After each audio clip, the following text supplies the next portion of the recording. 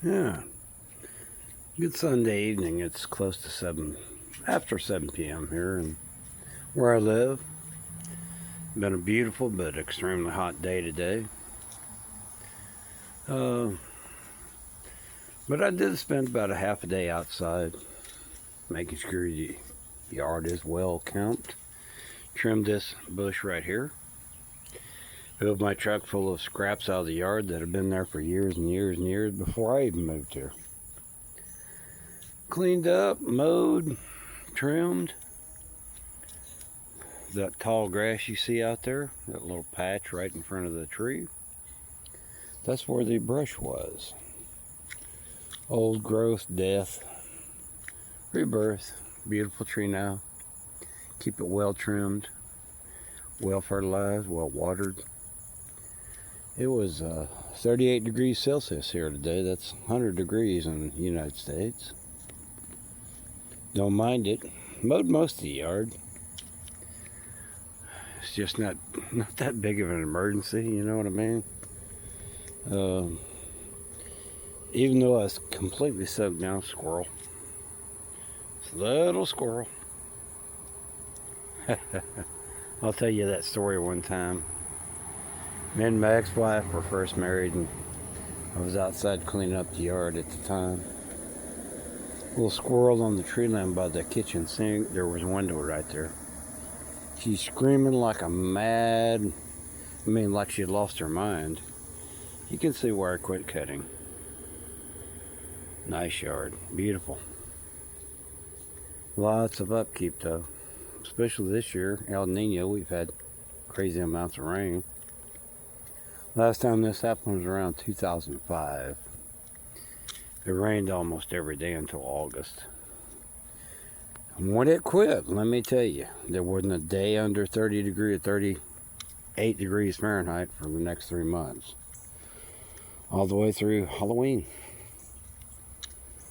But that was then, this is now. Let's hope it doesn't act that way this year. My 500-year-old oak tree, beautiful. Nice piece of history. Probably older than any house in this town. I'm glad they left it. So it's been a nice hot day. I've done a lot of outside work today. Enjoyed it just for the sake of it. Of course, the bugs come with a hot season here. It's always humid here. Rarely ever does it get under 70% humidity where I live. And we're not that close to the ocean. It's like 300 kilometers away, 200 miles. Yet we're on the Gulf Coastal Plain. And it goes uphill till you get to Oklahoma, Arkansas. And then the heights kind of slow the humidity down and lock it into us. Pecan tree. That's an oak. That's another pecan tree. I have no idea what these are. I call them stink berries. That's a China berry tree, the small one, and the ones above it. Nice area I live in. Beautiful. My little pot garden. I say that because all the plants are in pots, not because it's pot. Have no idea what I planted in this pot, but it's a nice little thing. These two peppers dying because there's no drainage on this pot. Jalapeno. I have no idea what kind of flowers these are. Are these? I planted stuff and it never came up. Took a year to get there. Did a little fertilizer in the pot with that.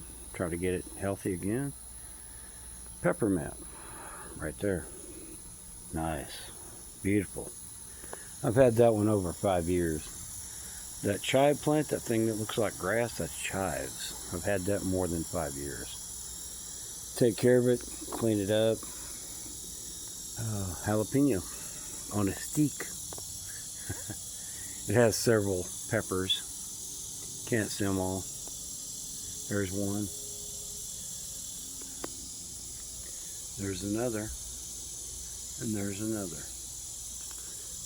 Really? Not that hot. This jalapeno here, ooh, they're nice. They're not boiling hot. They're mild, the mild variety, and they're good. This stuff here that you're seeing by my, that's called Wandering Jew, and this being the purple variety. It puts purple flowers on, and the stems are purple.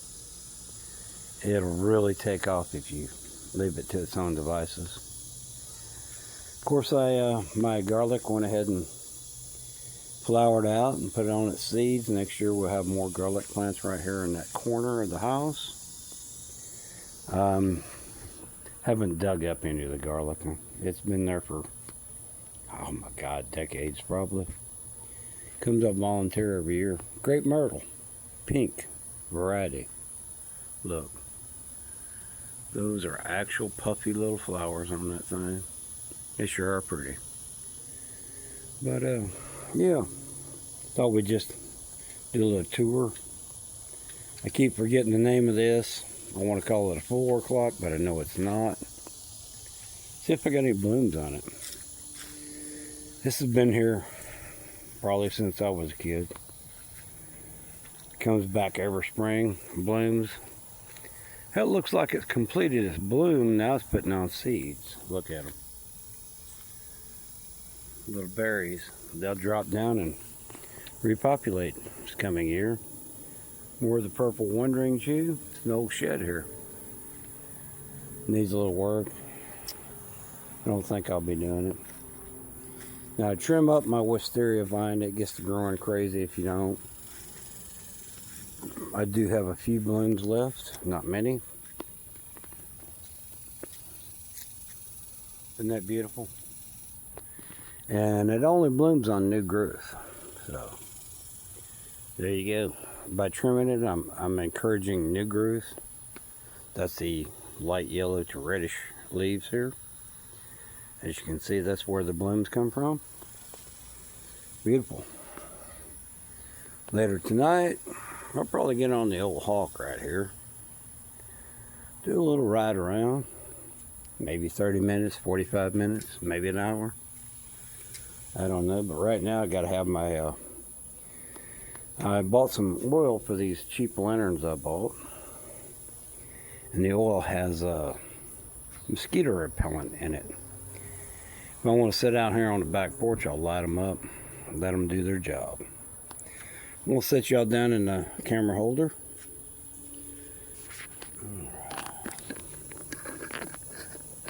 Alright, do a little talk here. So, I don't know if y'all know it, but my eldest daughter just turned 24.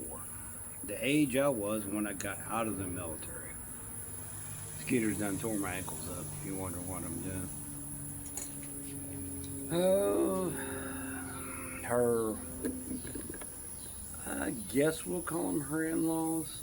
Her boyfriend, her boyfriend, and his sister, who is probably close to 30. All live in the old grandparents' home, town called Tyler, Texas. And like all families, they have certain expectations they want, and if you're the outsider, you get the junk room. Everybody else puts their junk in there, and you're expected to make a room out of it. And being as that you're on family property, they'll expect you to accept anything that happens. Well, I told her, I said, look, throughout your life, you're going to have this hardship with in-laws.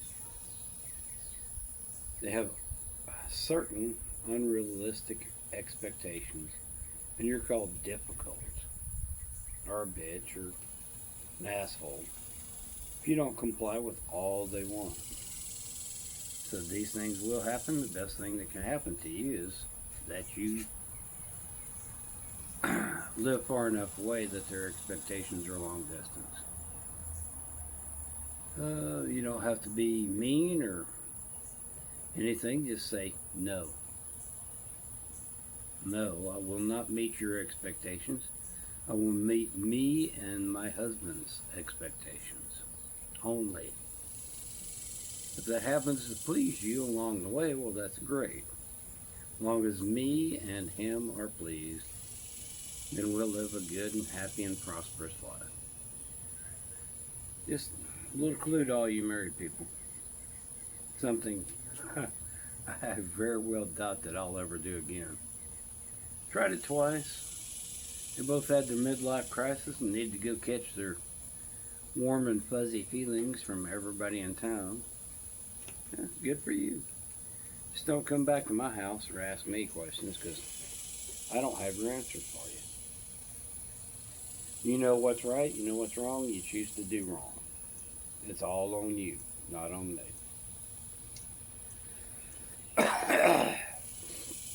Isn't that the way of the world? I want to do what I want to do, and if it don't work out, I want to blame somebody else. Yeah. Anyway, girls and guys and and all other kind of fuzzy creatures.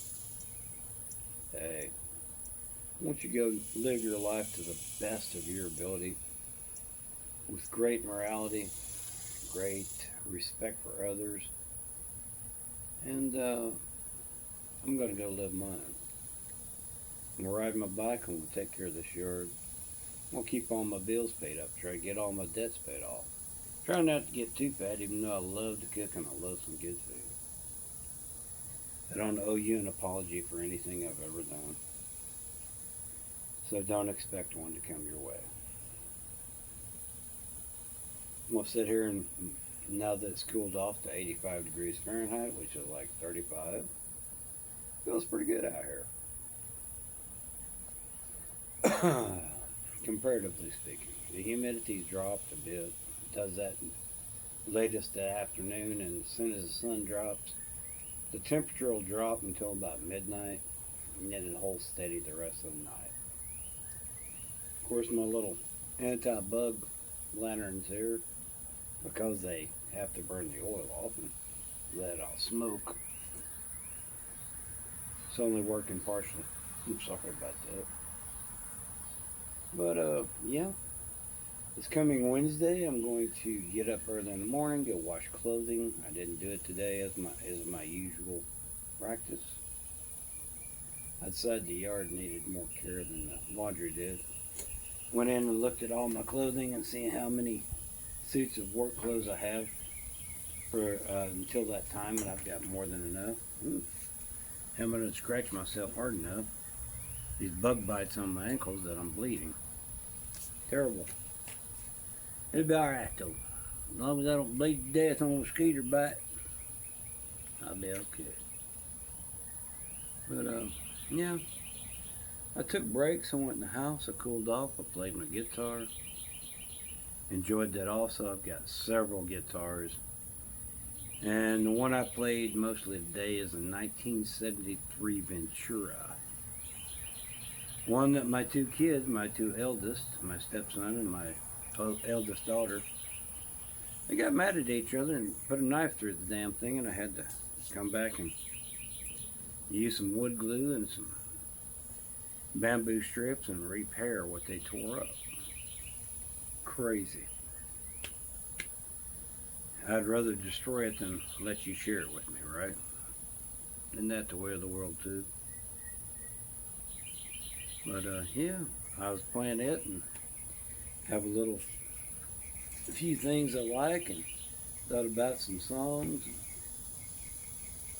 about life.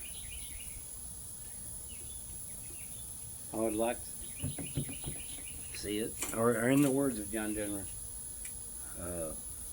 I would like to see it and lie there by the fire and watch the evening tide with all my friends. My old lady sit and pass the pipe around. Warms and prayers and promises. I guess I'm no different than any other story writer or songwriter. It always feels that your words are never accurate enough or have a strong enough message to the world. But it does mean something to you when you sit down and write it out. your feelings. Trying to describe them and give them volume and a storyline that other people can get into is often very difficult. But the process, getting it all out, that's what matters when you're writing stuff. Writing the stories of you, people you've known all your life, hardships they've been through. So, 38 degrees Celsius, 70% humidity, a lawnmower, a hedge clipper, a weed eater, a broom, and a water hose to clean my back porch out there, my carport as it may be. That seems, even though it's hot and sweaty and really makes you tired, man, it really brings you a sense of accomplishment. When you can get out here in late evenings like this, before the complete sunset, enjoy the nature of your own yard, yeah, that's pretty cool, pretty nice.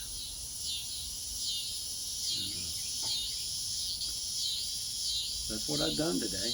Cleaned up around. My oldest daughter called me and talked to me. Youngest daughter and me went to the local Walmart in our small town here, city. Just roaming around, just enjoying the air conditioner. Ooh, get away from me, bug. Yuck. Ooh, little ankle biters. Yeah, I enjoyed today. Yesterday, a little bit. Mostly rested. This first day off after a 60-hour work week. Didn't talk to my young lady near as much as I ought to.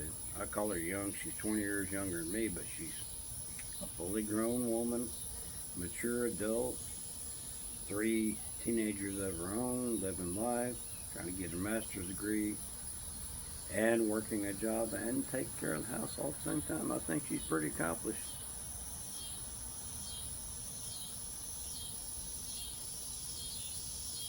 But I'm glad we had time to sit down and have this little talk with one another. And I just want y'all to stay motivated about your life. Whatever you enjoy, what brings you happiness. As long as you're not hurting other people, you're doing well. And I guess that's all I got to say for the day. We did our work. Feel a sense of accomplishment. I mean, that feeling you get when, yeah, I did it today. I crushed it. No matter what it is, you're crushing it.